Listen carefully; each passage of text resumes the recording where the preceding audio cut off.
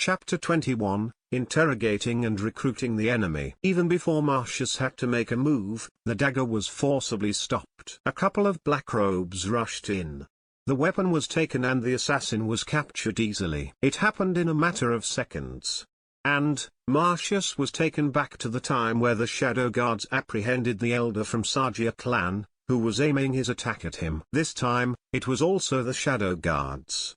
The person who stopped the assassin's dagger was Sir John, who was the leader of the group protecting Marcius. Marcius was told that his grandfather, the clan head, formed the Shadow Guards especially to counter Sargia clan's infamous assassin cultivators. It only made sense to counter against your enemy's strongest assets. And the Sargia clan was very famous for its ability to assassinate high-profile targets, while leaving no evidences behind. They often sold their services for the highest bidders.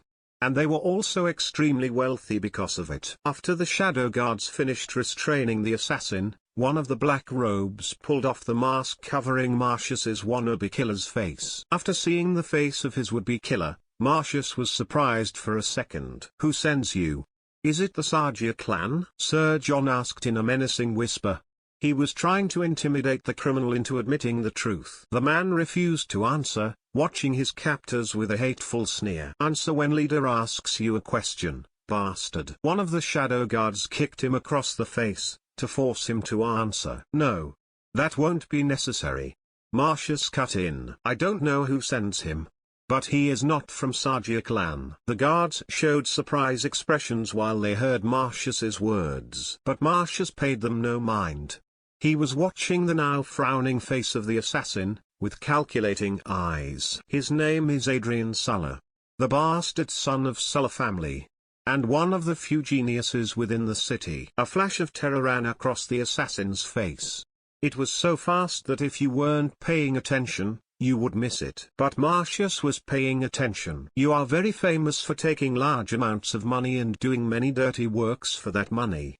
You are also exceptionally skilled in assassination. Tell me, who sends you?" "No one."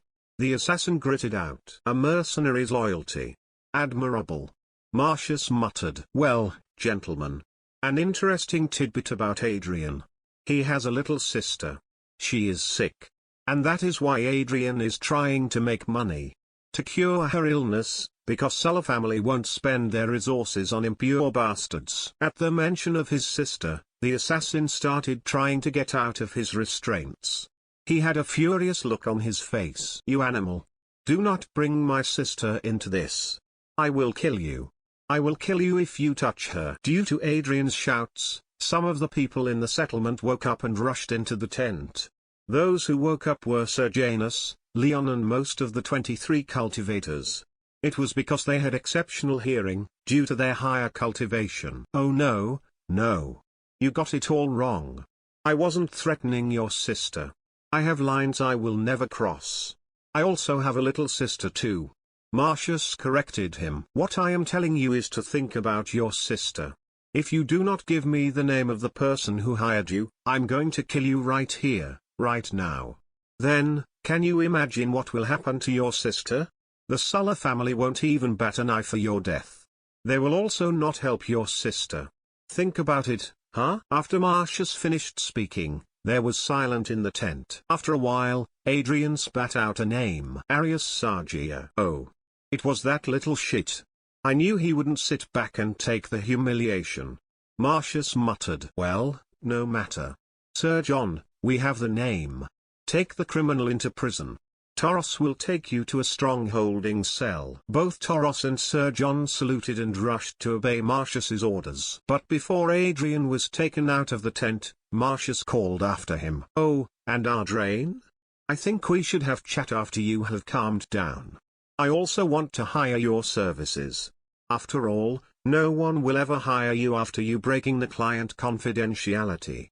Might as well work for me, right? Who knows, maybe I will even be able to cure your little sister." Marcius was throwing a bone to Adrian. He really wanted Adrian in his army. He was a powerful asset. And he would become even more powerful in the future. In the novel, Adrian was one of the protagonist's subordinates. And he was one of the few who had decent morals and a working brain. Also, he was a top-notch assassin, due to his powerful techniques. After the guards dragged out the assassin, Marcius knew he won't be able to fall back asleep again. So, after dismissing everyone, he planned to check his bounty rewards from the system. What a messy night. Author notes. Hello. Midnight MK here. Starting from today, I will be updating in shorter chapters.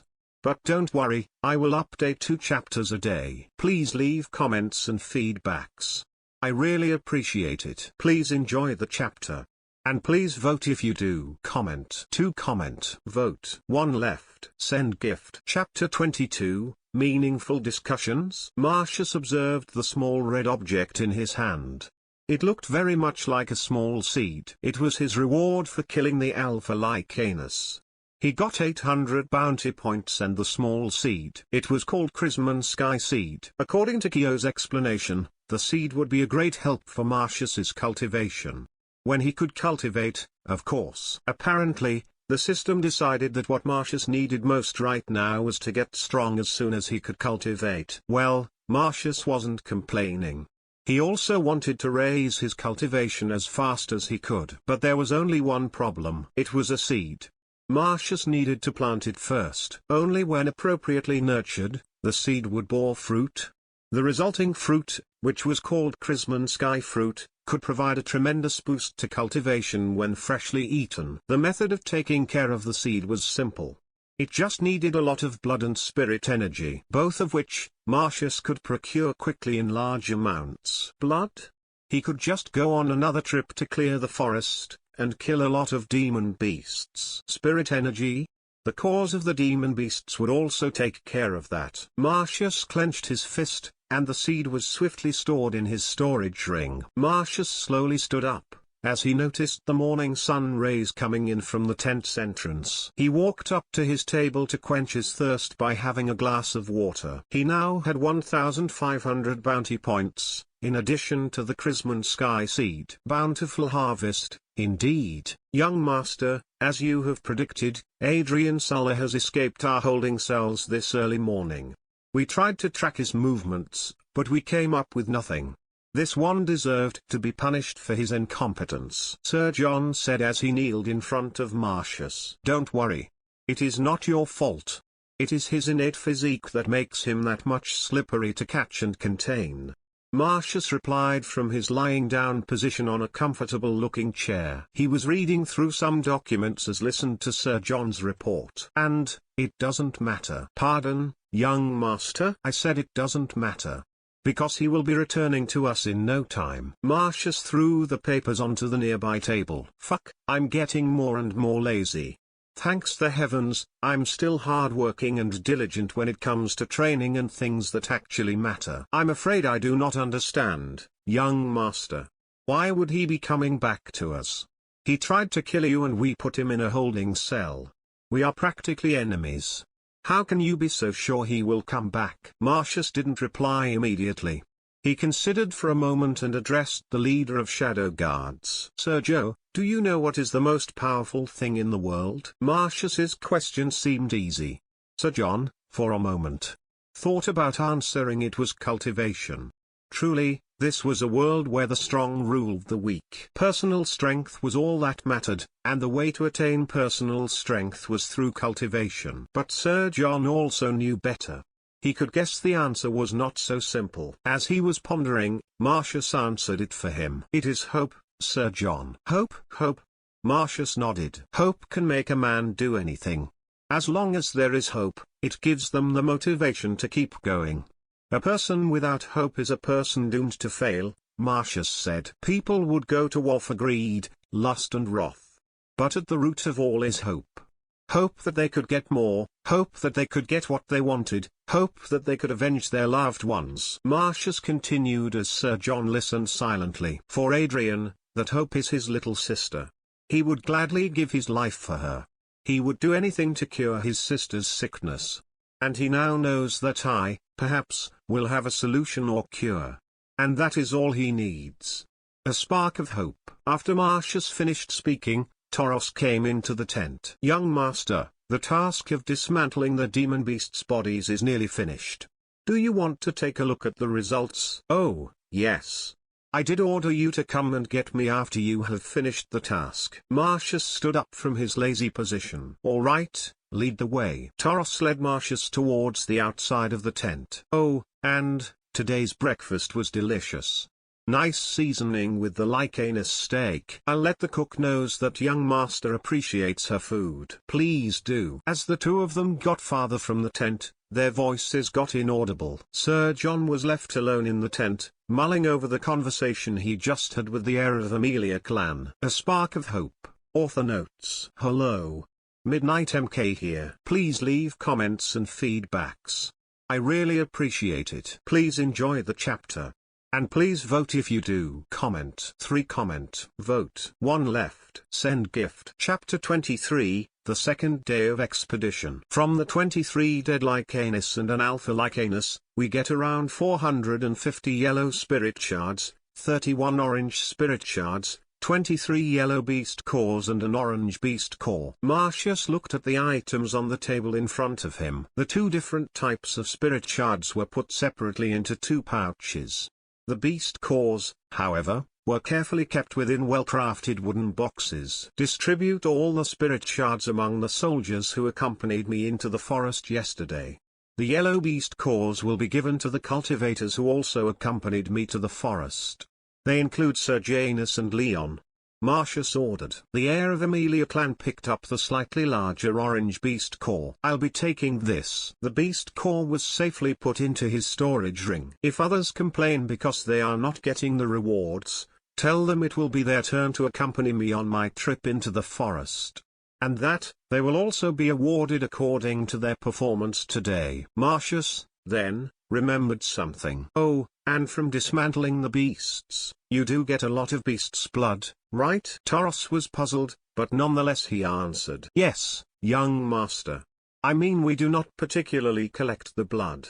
But I believe we got quite a few. Excellent. Send them to my tent. I have use for them. And from now on, start collecting blood when you dismantle monsters. This one obeys. Marcius turned around to head back to his tent. And Taros, you will also be appropriately rewarded for your diligent work.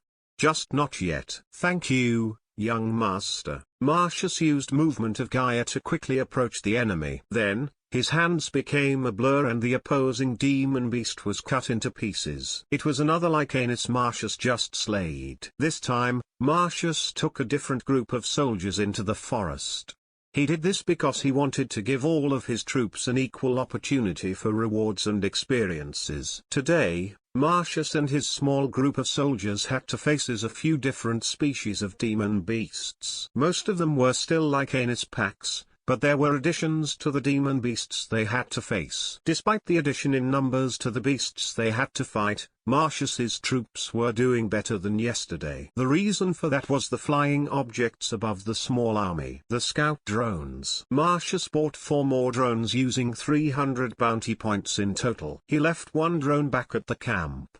1 drone would be enough to observe and scout around the settlement because the location was small. The rest of the drones were accompanying Marcius's group from above the sky. They were efficiently observing the surrounding, to scout ahead of the ambushes. That was the reason Marcius's group was doing well this time around. They could also find more species of wildlife. In addition to Lycanus, they could also find arachnids, which was a species of giant spiders with poisonous fangs. They also found some werebears, a larger and stronger species of bears. They were stronger than Lycanus, but not as strong as an alpha Lycanus. So, they could be easily dealt with, using appropriate formation and strategy. It was the arachnids Marcius was worried about. While they were even weaker than a Lycanus, their ability to swarm was far greater than the Lycanus packs. The arachnids lived in a hive numbering around hundreds. Marcius was concerned they would run into arachnid hive. That was why he was constantly surveying the surrounding more and more carefully, as they got deeper into the forest. There was a reason why Marcius dared to blatantly use the items from the system. While they could not see the invisible scout drones, the soldiers could see the tablet in Marcius' hand. The reason was simple. No one would be brave enough to ask him about those items. And even if they reported back to his grandfather and parents, he could just play the "my master gave me those" card. Even though they knew he was probably lying, Marcius and his parents as well as his grandfather were in a phase of don't ask, don't tell. They would not ask him to reveal his secrets, and he would not have to lie. As he was watching the screen for the live feed from the drones, he noticed something peculiar. The scene displaying on the screen was an oval-shaped structure, covered in purple layers. The lower half of the structure was buried into the ground. Veins-like branches were surrounding the structure and a lot of spider webs could be also seen around the structure. Fuck. That is a Archknight hive. It was a huge Archknight hive. And it was located in a short distance, east of Marcius's settlement. Author notes: Hello. Midnight MK here. Please leave comments and feedbacks. I really appreciate it. Please enjoy the chapter. And please vote if you do. Comment 1, vote 1 left. Send gift. Chapter 24, Discovery of the Archknight Hive. Halt. Marcius issued a quick order, and the soldiers immediately obeyed. What is it, young master? Sergianus asked from besides him. Even though Sergianus didn't fully understand the function of the tablet in Marcius's hands, he knew it was used as some kind of scouting tool. So, he realized that Marcius might have seen something dangerous on their path. There is a large number of demon beasts up ahead. Marcius didn't answer clearly, as he didn't want to frighten the troops. Everyone, maintain defensive formation. Leon, Sergianus, with me. Marcius led his two subordinates near the Archknight hive. They stopped and stood on the branches of a tree near the purple hive. Are these? Leon trailed off. An Archknight hive. Marcius confirmed. By the light of Sol, they are too many. Marcius heard Sergianus muttered behind him. Judging by the size of their nest, I can estimate their numbers to be around 500. Sergianus guessed. No, there are more. Half of the nest is buried underground. I would put their numbers around 800. The heir of Aemilia clan corrected him. What do we do then? Leon questioned. For now? Nothing. We are simply not in a position to initiate an attack against such a large group. Even if we bring all the soldiers from the camp, we can't win, Marcius said. But with this much numbers, if they decided to target the settlement, we are done. We need to do something. Sergianus gave his opinion. I'll be sending a messenger to my grandfather. If he can send reinforcements and stronger cultivators, maybe we can destroy the hive. Marcius replied, as he observed the movements of the Archons around the entrance of the hive. Even if they try to attack the settlement, we can just retreat. I'm more worried about the city. You mean? Leon asked when Marcius didn't continue. They can start a demon beast incursion with just their numbers alone. If other demon beasts join in, the incursion can become the most devastating one in our city's history. The heir of Aemilia clan replied. We need to solve this spider problem as soon as possible, before they can reproduce more. With this numbers, I'm certain they have a hive mother somewhere in that ugly purple nest, Marcius said as he prepared to leave. As the three of them went back to their troops, Marcius considered the implication of a large Archknight hive in the middle of the Flavic forest. Such a large hive of spider demon beasts could easily upset the ecosystem of the entire forest. Marcius wondered why the self-proclaimed guardians of the forest hadn't taken action yet. The hive is at the very least 2 months old. Why have they not destroyed it since the start?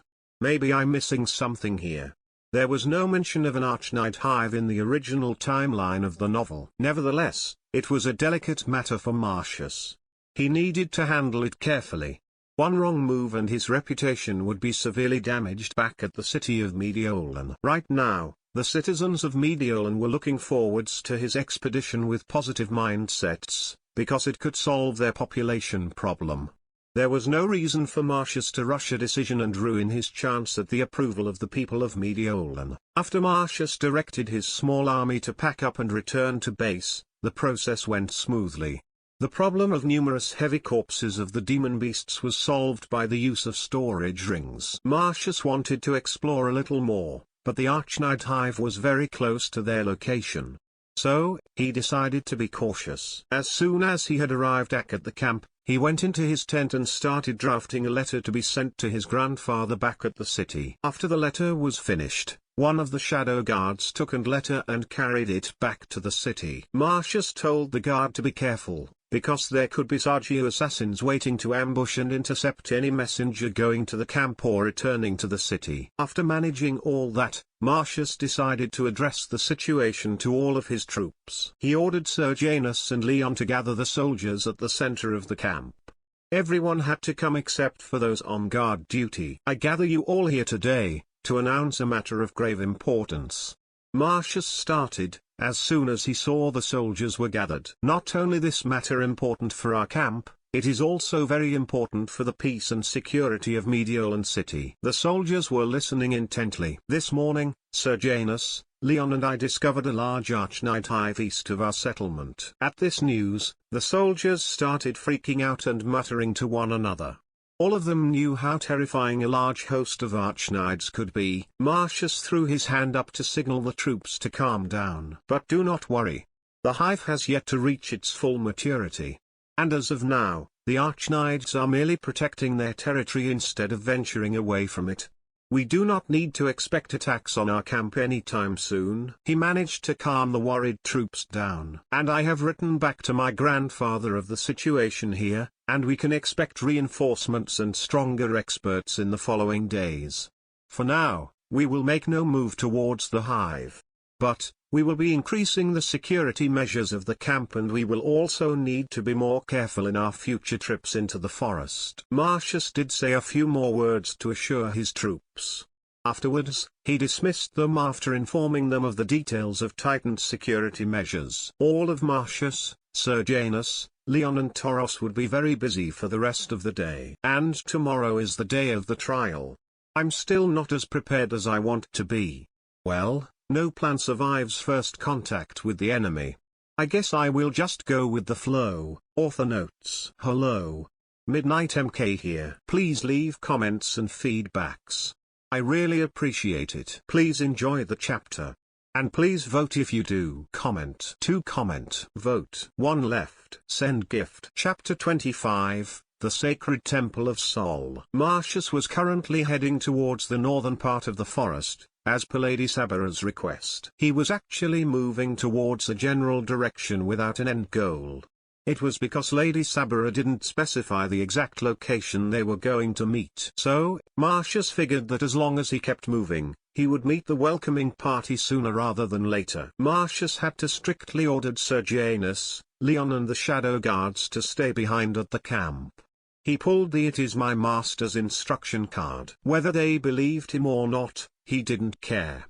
When he got back after passing the trial, everything else would be overshadowed by what he gained from the trial anyway. And, Marcius was not that much worried about the assassins. The priestesses from the village would be secretly protecting him, according to Carla. And, if the people of the village were as strong as they mentioned in the novel, he had nothing to worry about. As the heir of Aemilia clan predicted, he met the welcoming party after going a little deeper into the forest. 3 figures blocked his path. One of them was Carla and the other 2 were middle-aged women wearing white and yellow clothing. The 2 of them also held wooden staffs in their hands. "You are late," Carla said, as she made an obvious gesture of looking at the sun, which was high in the sky. "Sorry, it is hard to be early when I exactly do not know where I need to be going," Marcius sarcastically replied. Carla huffed but did not reply. Instead, the 2 women accompanying her started talking. "So, you are the young man Dina vouched for. She expects much from you," one of the women said. "We are the 4 priestesses of the Flavic village. My name is Sati," the next woman continued. "And my name is Atom." The first woman finished the introduction. Now that Marcius managed to closely observe them, they looked very similar. "Twins? We can see why Dina has high hopes for you. You have not a shred cultivation, yet you are strong," Sati said. "We saw you kill the alpha like Anus. You would make a fine warrior." Atom followed. "I did not kill the beast alone. It was a team effort," Marcius replied. "And humble too. Sati noted as she pulled out a large bag from thin air. She poured out the contents onto the ground. 4 heads rolled around Marcius's feet. They were the assassins watching you, waiting for a perfect ambush. We let the young one pass, because your guards notice him. These men were better and far more dangerous. They were a threat to you, and we won't let them live. Atom gestured towards the 4 heads with her staff. The assassins skillful enough to evade even my shadow guards. And these women managed to kill them. They must be scary strong. Marcius though as he observed the bloodied heads. One had to note that assassin cultivators were the bane of magic users' existence. So, the 2 priestesses managing to kill 4 assassins was really impressive. I thank you, for your assistance. Marcius bowed slightly. Don't mention it, young man. We are just doing our duty, Sati stated. Miss Carla will lead you to the sacred temple. And we will be protecting you too from the shadows. A magic circle appeared beneath the priestesses. And both of them vanished without a trace. Good luck. Marcius looked at Carla with an awkward expression. They are weird. Strange. Creepy. Carla cut in. I was going to say unique. Sure, you are. Carla snorted and gestured Marcius to follow her. Both of them headed more deeper into the forest. Even if they are slightly weird, they are among the strongest of the Helmeri from our village.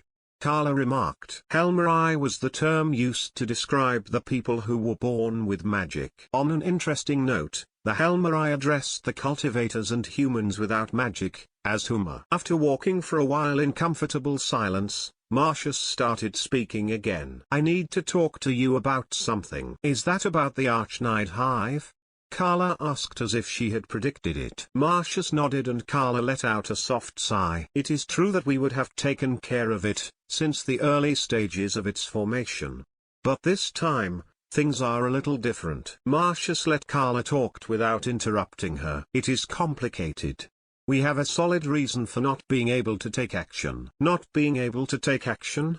Marcius frowned. I'll explain everything to you after you have taken the trial. The result of your trial will decide how we approach the Archnide situation. Now, Marcius was getting more and more confused by Carla's words. I'm afraid I do not understand. As I said before, I will explain everything to you after the trial. Just focus on the challenge ahead of you, please. I don't want to add extra pressure to you. Carla replied with a complicated expression, and Marcius stopped asking about it. Speaking of trial, Carla stopped, causing Marcius to also follow suit. The hand of the young Helmeri lit up with a magic circle, and the area in front of them fell apart. It was like someone ripped the space itself apart. It is a protective barrier and illusion magic, Carla declared. Behind the illusion barrier was a large stone temple. It looked ancient with grey stones and yellow coloring. But it also appeared to be well maintained. Welcome to the sacred temple of Goddess Sol. Author notes. Hello. Midnight MK here. Please leave comments and feedbacks. I really appreciate it. Please enjoy the chapter. And please vote if you do. Comment. 1 comment. Vote. 1 left. Send gift. Chapter 26, Prelude to the Trial of Sol. The Sacred Temple of Sol. It was a magnificent structure. It was built with stones of numerous sizes. All of the stones looked old, but they were well maintained with no evidence of filth or dust. Some of the stones were colored with bright yellow paint. And luxurious yellow flags could be seen hanging around the temple, especially its entrance. All of the flags had the same crest woven into them. It was a beautiful white sun on a yellow field. The temple itself was built on an elevated stone platform. The platform was far wider than the temple. Ultimately, the temple gave off an ancient and monumental feeling. Marcius felt as if he was intruding on a consecrated land. I cannot follow you inside. You will have to continue the journey alone from here. Carla notified him. Thank you, Marcius said as he took a closer step towards the temple, for the first time since Carla put down the barrier. Good luck. Marcius heard Carla's voice, but he couldn't bother to look back. He was being overwhelmed by the sheer presence the temple was giving off. So, this is the temple of the strongest goddess in Rubrum. Before Marcius even noticed, he was passing through the entrance of the temple. It was a well-sculpted stone arch. Starting from the arch was a long corridor leading to a single exit. The corridor was lengthy, but Marcius's sharp eyes could make out an opening at the end of it. The walls of the extensive passage were decorated with more flags and breathtaking paintings. Most of the paintings depicted war, battles and victories. There were also tragedies, death and destruction. But almost all of the paintings had a common trait. They all showed humans fighting against dark, tall and demonic-looking creatures. Some creatures walked on two legs, and some prowled on four limbs. And those creatures had blue tattoos and symbols covering their bodies. Marcius knew what are those creatures, the archenemy of the entire Rubrum. The creatures of endless destructions. The Devourers. They were Tridents. Marcius unhurriedly walked towards the exit as he slowly observed the drawings. After a short moment, he reached the entrance out of the corridor. The exit was connected to a larger opening. It was an enormous hollowed room, which Marcius guessed was located at the center of the temple. At the middle of the room was a wooden totem. Large amounts of sun-like symbols were illustrated on the totem. It was about the same height as Marcius. As soon as Marcius stepped into the room, the totem lit up. "Welcome." A loud voice echoed throughout the room. "You are now inside the premises of the trial ground of Sol, the goddess of foresight, knowledge, war, and victory. Those who have unknowingly stumbled upon the trial ground are advised to leave immediately. And for those who have come with the purpose of braving the difficulties and challenges of the trial, you are required to step closer to the center of the room." Marcius walked towards the center as the voice directed. When he arrived near the totem at the center, a yellow magic circle materialized below him, and the magic quickly started scanning Marcius's body. "Well, I feel violated. This is like the freaking airport security." Marcius knew it was just checking his level of cultivation, instead of actually scanning his body. But he could not help how he felt. "What? You are without cultivation?" the voice exclaimed. "I am." "What? Don't tell me I'm disqualified?" Marcius asked sarcastically. He wasn't disqualified. The trial had no rules like that. And Marcius knew that. He was just a little snappy after that fully body scan the totem performed. "What? No. Cough cough, of course not. This great one is just surprised you dare to come to the trial with no cultivation." "This great one?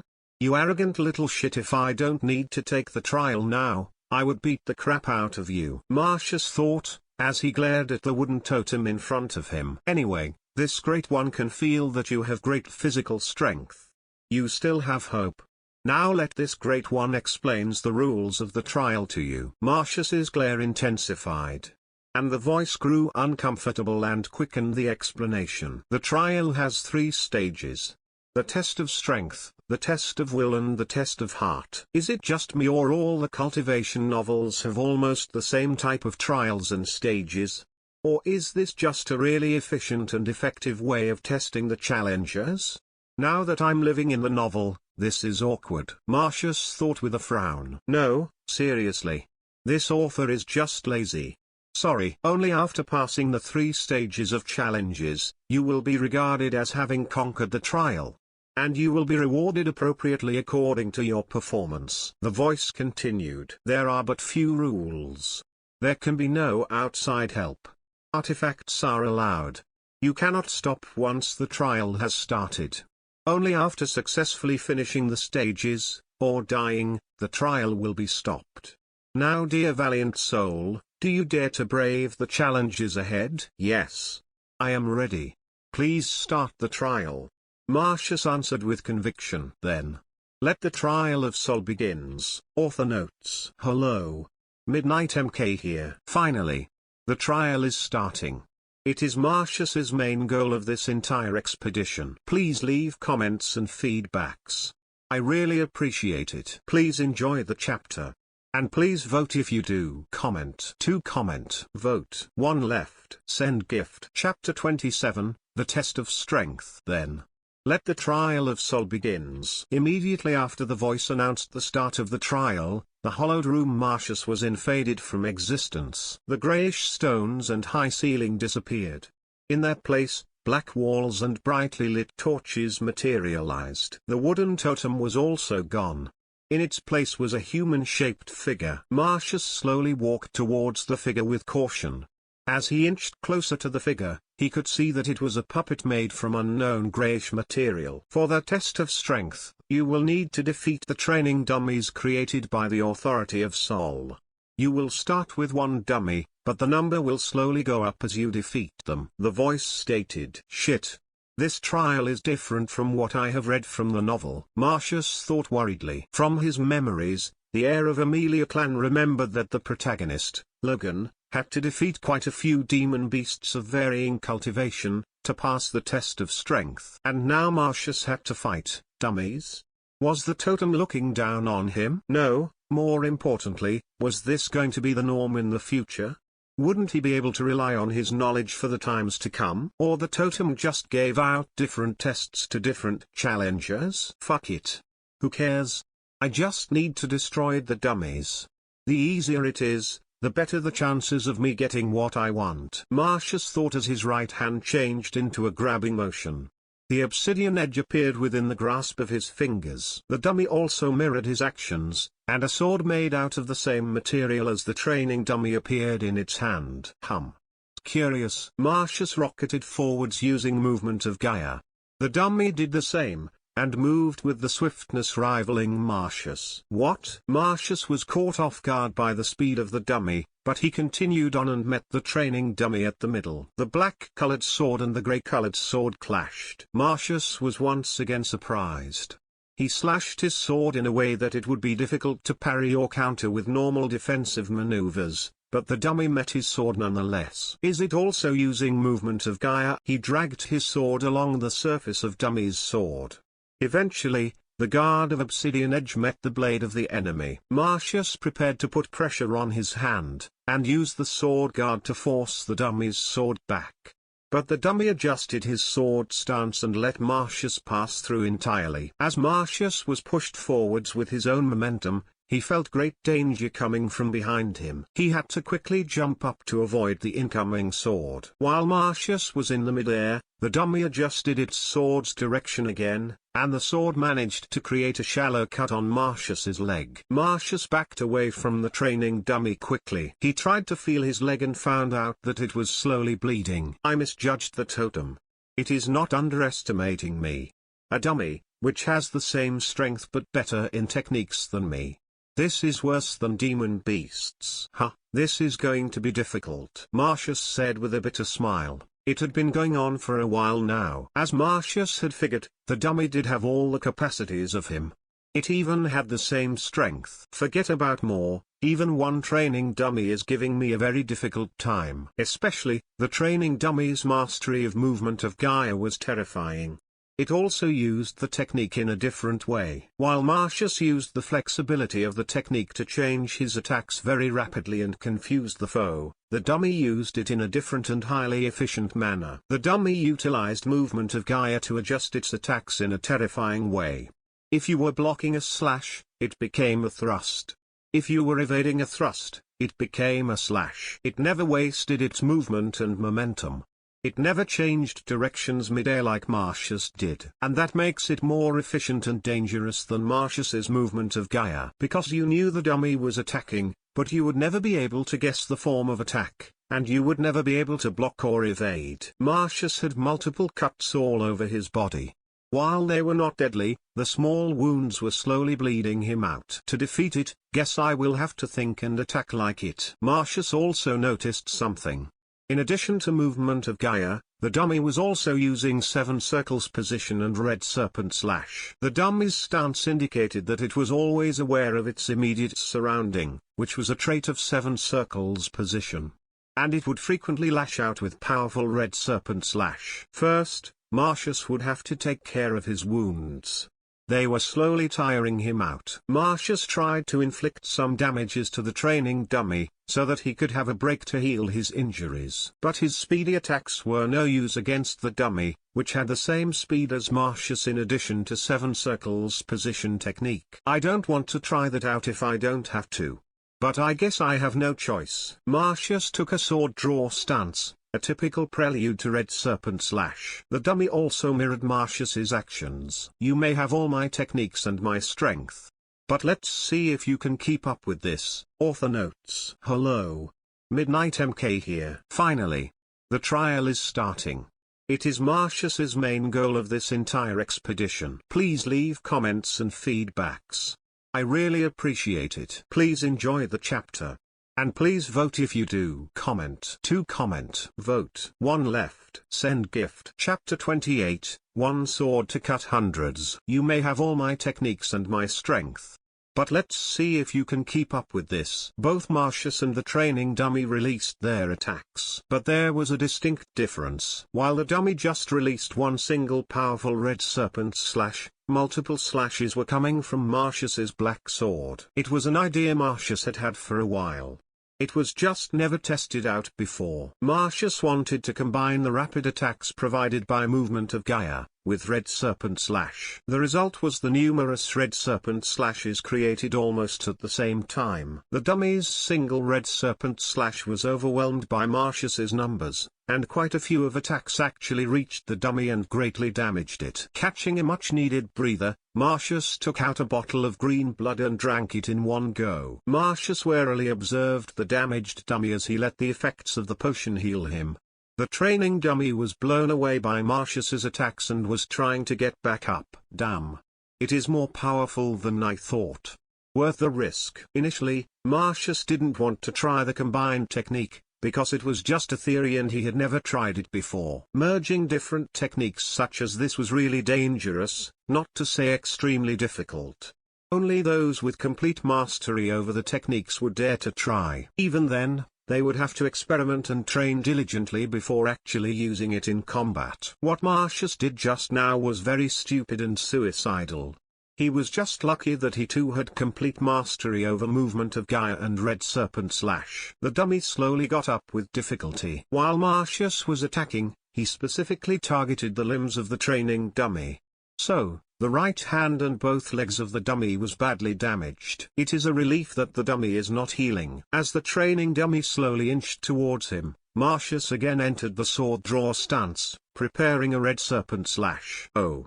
I almost forgot, Kyo, can you put this training dummy on bounty list? Kyo confirmed that the bounty could be indeed placed upon the training dummy, and the system proceeded to do so. Then, Marcius struck. He just used the normal red serpent slash because the training dummy was already badly damaged and one precise attack would destroy it. And there was no sense in wasting stamina and using another combined technique. As Marcius foresaw, the dummy was easily destroyed.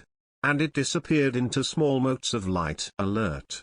The bounty of soldier puppet has been claimed. Calculating the appropriate reward. Marcius heard Kyo's voice in his head. Calculation completed. Host had been awarded with 800 bounty points, for hunting down soldier puppet of strength comparable to Spirit Master Realm. Just points?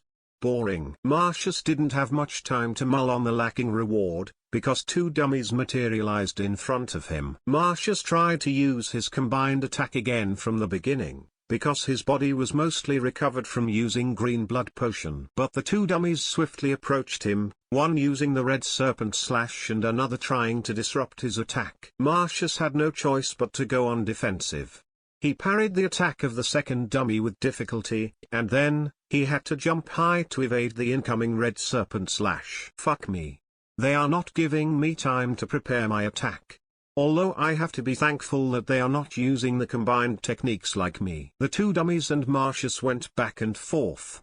The training dummies didn't give him enough time to prepare for any kind of attack. But Marcius also managed to avoid most of the attacks coming from dummies. It was mostly due to Marcius recognizing the patterns of the dummies. While he couldn't predict the attacks of the dummies, the movement was another matter entirely. Marcius was now used to the way dummies moved, and as soon as the dummies tried to approach in his direction, he put more distance between them. And thus began the game of cat and mouse. After some times of going around in circle, where none of them managed to land hits on each other, Marcius got another crazy idea. Well, in for a penny, in for a pound. The next time the 2 dummies tried to approach him from different directions, Marcius didn't back away. He took a sword draw stance.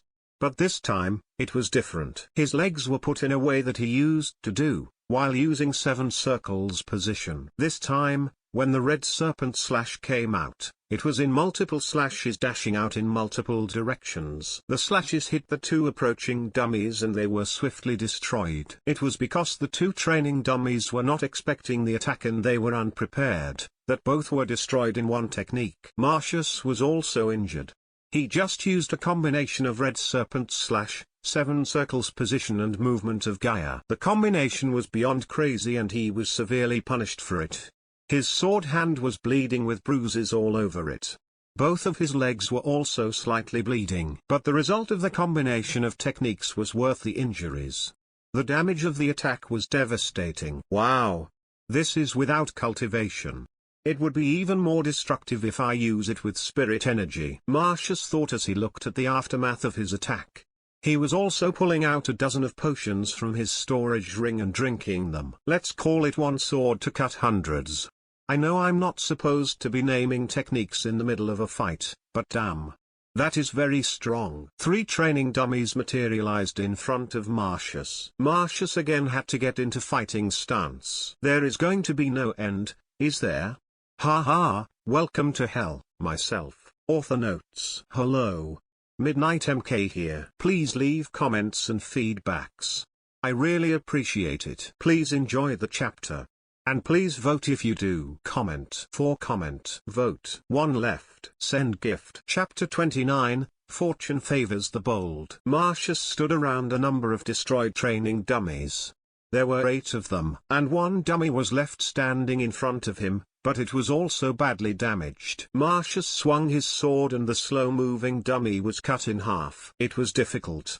It was really difficult. The trial. It was hell. Marcius had to fight tooth and nail to destroy the ever-growing numbers of training dummies. Although not getting stronger, the numbers of training dummies were increasing gradually. But Marcius was a different story. He was getting stronger at a faster pace. His techniques became more refined, something he thought was impossible. He even managed to use one sword to cut hundreds without much consequences. There were still minor injuries when he used the technique, but they became fairly negligible. As a result, the fights became something interesting. Pure strength versus pure numbers. Quality versus quantity. In the end, Marcius had to painstakingly take down the training dummies one by one. And here he was. Marcius was chugging down the healing potions by the dozens to recover his stamina and heal his wounds. He regularly got a few moments of rest after every phase of the trial. At first, the moments to take a rest were short. But as the phases got more and more difficult, the time to rest got longer and longer. Incredible. You greatly exceeded my expectations. Congratulations on passing the 9th phase of the trial of strength. The voice suddenly greeted him after staying silent for the entirety of the trial. Marcius just remained quiet and listened to what the voice had to say. But, if you are interested, I have a proposal for you. The voice stated. I'm listening. Marcius replied. The next phase is the last phase of the trial of strength. So, if you agree to it, I can up the difficulty of the test by a little. Marcius expected this. It was the same in the original storyline of the novel. The protagonist got a special phase just like him. I'm not being unfair, of course. If you could pass the more difficult final phase, I'll give you a special reward in addition to the ones calculated from the result of the trial. I accept, Marcius said. What? You are accepting this quickly? Are you not going to consider it for a bit? If you fail, it is over for you. All that hard work's for nothing. I hope you understand this. The voice replied in surprise. Do you want me to accept the new challenge or not? You are being annoying. Marcius replied with irritation. Of course not. I just wanted to make sure you are making an informed decision. Young people these days, so impatient. All right. The final phase will start now. I hope you don't regret your decision. Good luck. The voice angrily replied as Marcius's surrounding also changed again. This is. The scene before Marcius was a large grass field. The wind was blowing gently and the sky was clear blue. The heir of Aemilia clan noticed a figure slowly walking towards him from a distance. As the figure got closer, Marcius could see it was a person. No, it was a person with the facial features that matched him greatly. Who?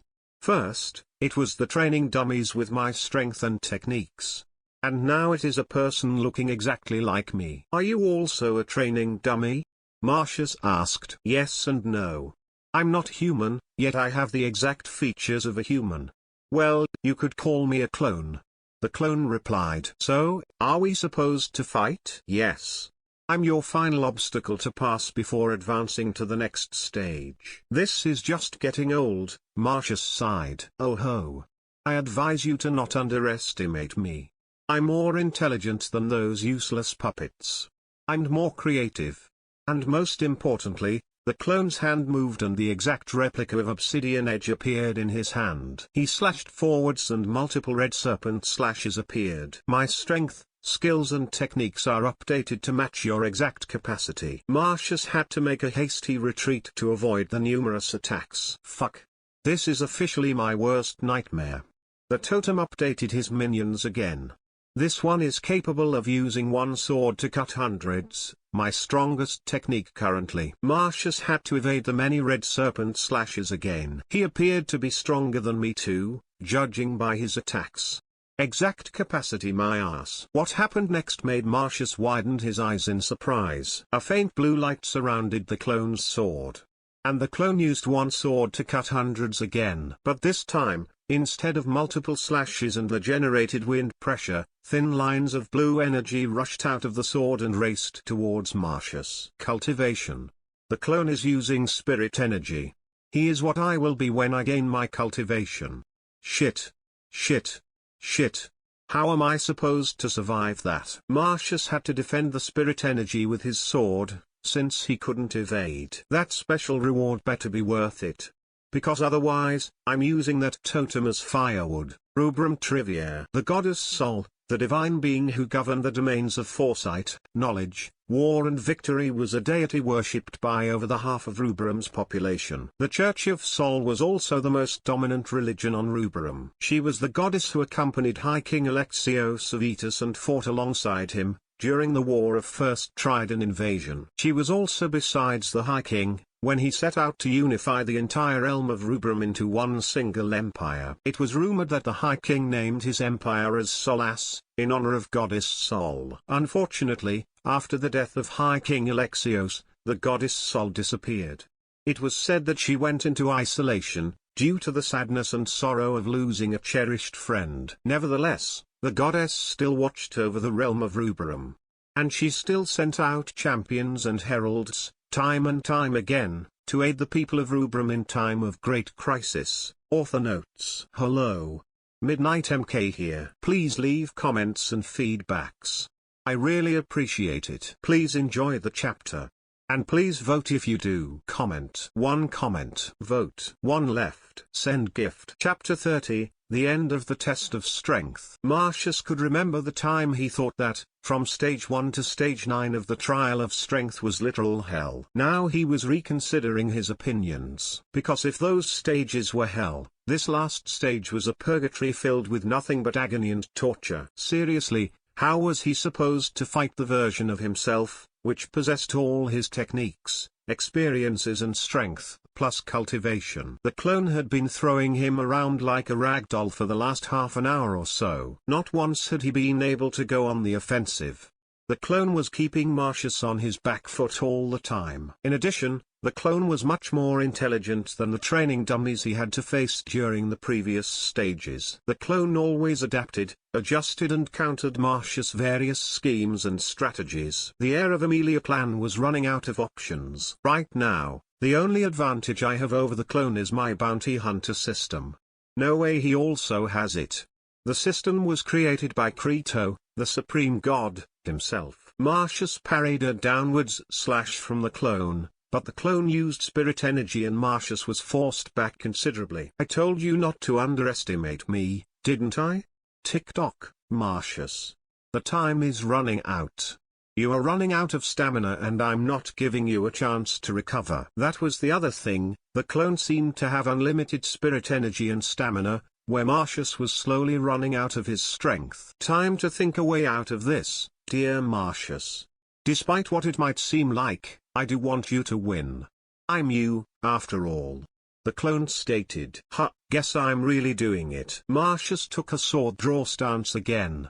and the clone rushed to attack him, trying to disrupt the possibly incoming one sword to cut hundreds. But Marcius surprised the clone by not dodging. The black sword of the clone sunk into Marcius's shoulder. Marcius' left hand quickly moved to catch the blade of the clone's sword tightly. "Since you are coming closer, do not think of running away." Marcius' right hand blurred and he slashed across the clone's torso, deeply wounding him. The clone tried to pull out the sword, but Marcius didn't budge, despite his wounds getting worse because of the resulting struggle. "You madman, you are really going all out." The clone grinned. And he had to let the sword go and stepped backwards, to avoid another incoming slash from Marcius, aimed at his head. The clone was now weaponless. "You are me. And the both of us have a glaring weakness, despite all our hard works and trainings," Marcius replied as he pulled out the clone's sword and holding it with his left hand. "We have only ever learned sword techniques when it comes to attacking. Without a sword, we can be unpredictable and fast because of movement of Gaia, but our attacks will be essentially ineffective. Of course, unless we can find another weapon. But there is no other weapon in this room, is there?" Marcius said. He rushed towards his clone, holding the two swords in a dual-wielding style. "But you are also gravely injured. All of this to take the sword from me?" The clone replied while evading the attacks, his cultivation coming into play as the clone performed better than Marcius would have without a weapon. But it was true. Both of them would have been effectively useless without a sword or a weapon. "Let me worry about my own injuries. Now, please die quietly." It took a while, but Marcius managed to gravely injure the clone eventually. Sure, the clone was still stronger and faster than the heir of Aemilia, because of his cultivation. But Marcius was also not a pushover either. The clone was stronger than him, but not that stronger. And Marcius had all the weapons in the room. And the purpose of the test was that the two of them had to fight. The clone was not designed or commanded to evade and run around all the time. All of that combined, and Marcius managed to win eventually. "Well done," the clone said as he kneeled over, because of all the injuries on his body. "Thank you for giving me a chance to realize my greatest weakness," Marcius replied as his hand moved, cutting off the clone's head. Marcius learned a lot during the test of strength. But this was the greatest discovery of all. He was ineffective without a proper weapon. Sure, he could beat up the small flies with nothing but his fists and kicks. But the guys that mattered? They were a different story entirely. Sure, he would turn his weapon into a spirit weapon when he obtained cultivation. And he could summon it anytime he wanted. But it didn't change the fact that he was quite helpless in hand-to-hand combat. Calculation completed. Host had been awarded with 1,200 bounty points and a 2-star skill book, for hunting down spirit clone of strength comparable to peak spirit master realm. As Kyo voice rang out into his mind, Marcius felt a great pain coming from his shoulder. The adrenaline had finally run out and the agony started to set in. "Kyo, buy the divine rejuvenation seed from shop," Marcius commanded. The system proceeded, and 1,000 bounty points were taken from Marcius. In exchange, a seed the size of a fingernail appeared in Marcius's hand. Marcius quickly swallowed the seed and he felt that all of his injuries, mild or grave, were healed instantly. The seed reminded him of certain beings, from a certain universe with a monkey-human hybrid and 7 orange orbs. Cough copyrights cough. 1,000 points for instant heal. I guess it is worth it. Although, the seed didn't refill his stamina and he had to go back to his old routine of chugging down green blood potions. Congratulations for passing the trial of strength with greatest results. Truly splendid, truly. The voice sounded cheerful. Now all the rewards, including the special reward, will be given at the end of the last test. So, I implore you to be patient. All these hardships and challenges, all will be for nothing if I fail the last test. SHT rules. Marcius thought. Now, for the second test, the test of will. Do you want to proceed now or do you want to rest for a while? I'm ready, Marcius replied as he felt his stamina getting refilled by the continuous intakes of green blood potions. Then, let the test of will begins. As soon as the voice finished speaking, the surrounding changed again.